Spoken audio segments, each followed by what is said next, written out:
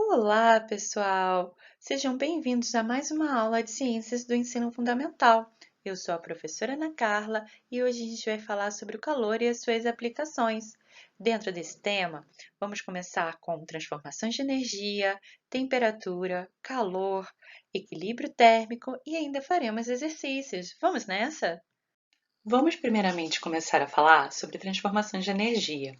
A energia, pessoal, ela não pode ser criada ou destruída. Energia apenas ela pode se transformar em um outro tipo.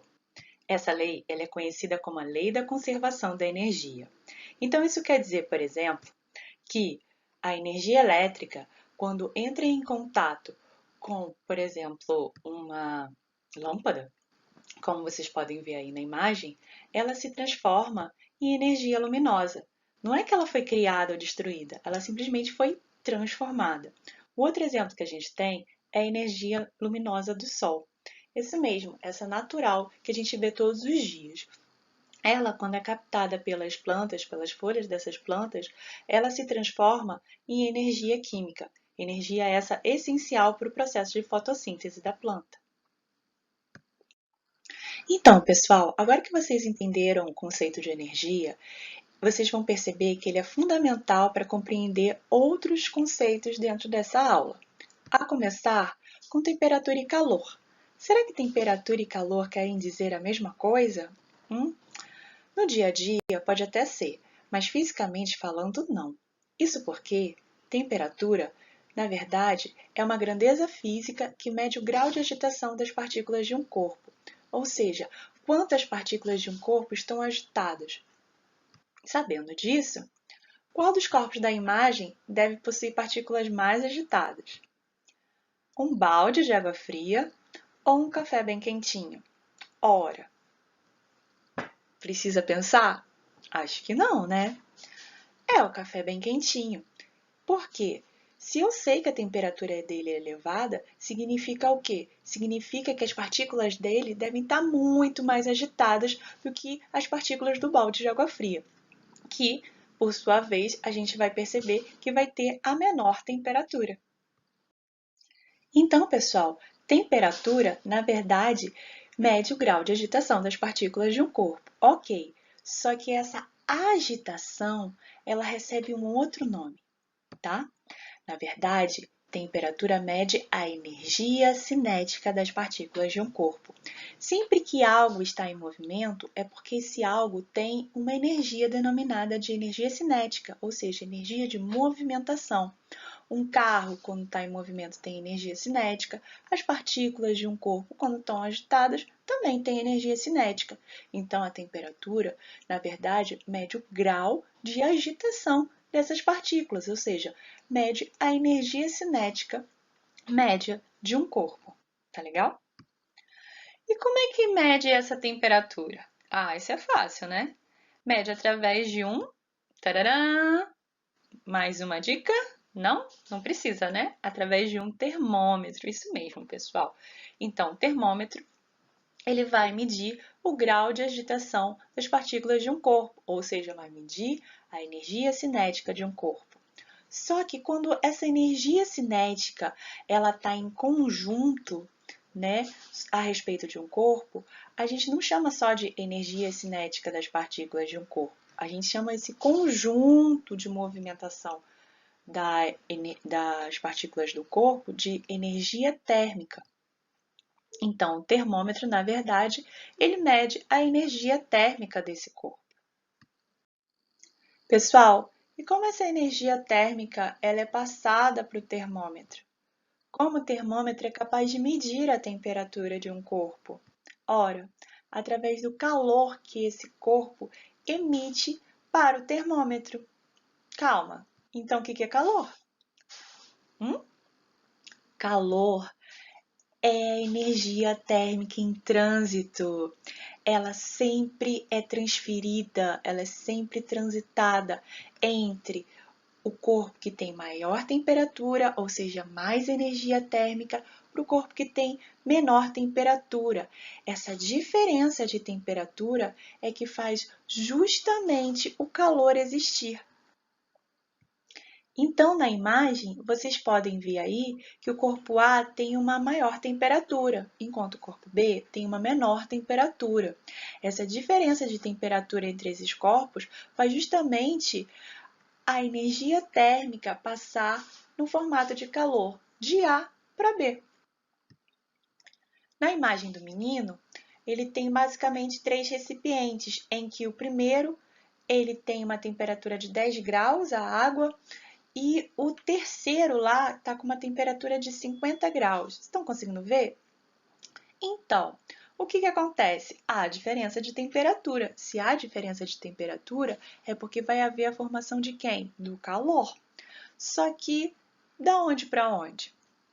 Ora, normalmente o nosso corpo está a 36 graus e meio, o corpo humano, tá? A temperatura. E percebam que na água fria está a 10 graus. Está bem menos agitada, né? As partículas desse corpo, que é a água. Então, o que acontece? O calor ele é passado do menino, que deve estar lá com os seus 36 graus e meio, para a água fria. Já em relação à água quente, acontece o contrário. Por quê? O calor ele é emitido da água quente para a mão do menino, que tem uma temperatura menos elevada. Tudo bem? Pessoal, e se com o tempo a temperatura da mão do menino ficar igual à temperatura da água, o que será que acontece? Se não houver mais diferença de temperatura entre os corpos que se misturam, que estão ali no mesmo sistema, acontece o que a gente chama de equilíbrio térmico. Se acontece equilíbrio térmico, não tem mais o calor, não tem mais a propagação de energia térmica, porque não há diferença de temperaturas, tá legal? Então, na imagem, a gente pode ver substância quente num recipiente e substância fria no outro recipiente. Quando eles se encontram, né, quando eles simplesmente estão em contato um com o outro, é sempre passado o calor da parte quente para a parte fria. E aí, por fim, aí no meio, percebam que entrou em equilíbrio térmico. Mesma coisa quando a gente coloca água quente e água fria. A água quente junto com a água fria vai dar água morna, né? Ou seja, tudo ali acabou tendo o quê? A mesma temperatura. Significa que quando eles estão na mesma temperatura é porque eles entraram em que a gente chama de equilíbrio térmico. Pessoal, e sensação térmica, o que deve ser, hein? Provavelmente vocês já viram esse meme, sensação térmica abraçando o sol, que é quando o seu corpo sente um ambiente tão quente, que parece realmente que você está abraçando o sol, né? Perceba, quando os seus sentidos, o seu corpo, estou dando dicas. Então, sensação térmica ou temperatura aparente é a forma como os nossos sentidos percebem a temperatura e que pode diferenciar da temperatura real. Quer ver outro exemplo?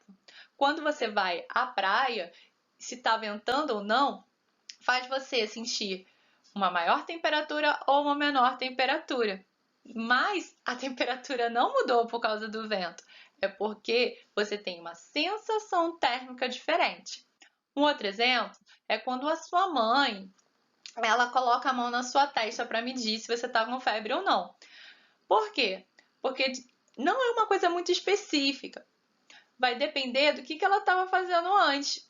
Às vezes, ela estava mexendo na água fria e botou a mão aí na sua testa. Então, ela vai perceber uma temperatura muito elevada, uma sensação térmica muito elevada, que não necessariamente corresponde ao real. O ideal é realmente usar um termômetro nessas situações. Pessoal, fatores que podem afetar a sensação térmica. Temperatura real do ambiente. Ora, quanto maior a temperatura do ambiente, você vai sentir uma temperatura maior no seu corpo, tá? É proporcional. Velocidade do vento. Velocidade do vento, ora, quanto mais estiver um ambiente com uma velocidade maior do vento, maior é o que? A sensação térmica de perda de calor do seu corpo, né? Isso porque o vento facilita a saída de calor do seu corpo. E por fim, umidade do ar. Quanto mais úmido é o ambiente, mais difícil vai ser a evaporação da água no seu corpo nos dias quentes. Então, maior vai ser a sensação térmica de o quê? De uma elevada temperatura, tá ok? Ah, e o que é frio? Frio é apenas a sensação de saída de calor do seu corpo. Então, quando alguém fala, olha, fecha a porta que o frio vai entrar, tá errado, porque na verdade seria o quê? Seria o calor que vai sair e isso te dá a sensação de frio, ok? Então, pessoal, chegou agora a hora dos exercícios. Vamos a eles? Item 1. O que é lei da conservação da energia? Cite um exemplo de como podemos observá-la. Diferencie calor de temperatura. O que é equilíbrio térmico? E podemos considerar um método 100% seguro medirmos a temperatura de alguém através das nossas mãos? Justifique.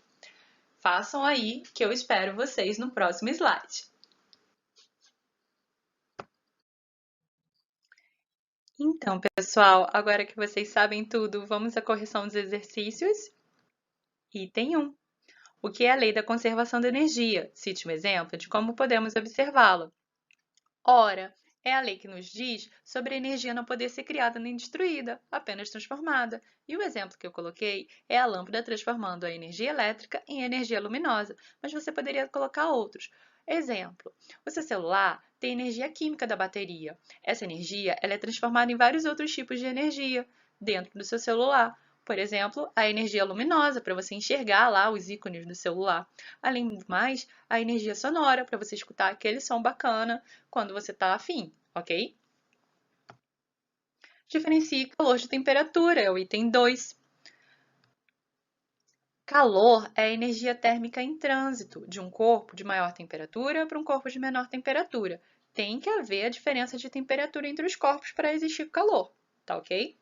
Já a temperatura é uma grandeza física que mede o grau de agitação das partículas de um corpo. Quanto mais agitadas as partículas de um corpo, maior vai ser a temperatura deste. O que é equilíbrio térmico? É o item 3. E aí? É quando ambos os corpos de um conjunto, ou seja, de um sistema, passam a possuir igual temperatura. Ora, se não há mais diferença de temperatura entre os corpos, não vai haver mais o quê? O calor, não é mesmo? Uma vez que esse ocorre sempre que há diferença de temperatura entre os corpos. Item 4. Podemos considerar um método 100% seguro medirmos a temperatura de alguém através de nossas mãos? Justifica. O que vocês colocaram aí, hein? Claro que não, né, gente?